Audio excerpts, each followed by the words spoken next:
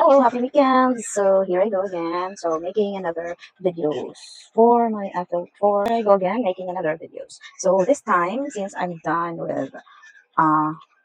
with putting on my toner and my essence on my face. So since hindi ko masyadong nagustuhan yung aura ng lips ko, so I would do it first before I would proceed to the next step. I will be using this Ochil lip gloss in the shade Positive Red. Okay, malapit na siyang maubos.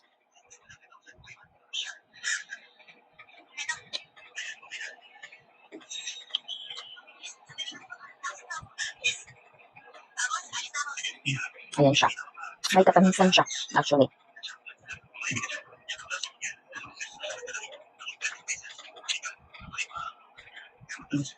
So once again, hindi siya yung tipong matte ha, pero hindi naman ganun kadaling matanggal.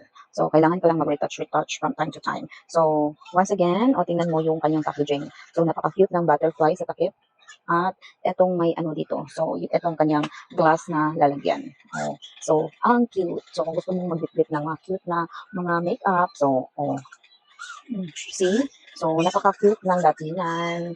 Andyan lang yung link sa Yellow Basket ko. Thank you so much for watching. Enjoy your weekend.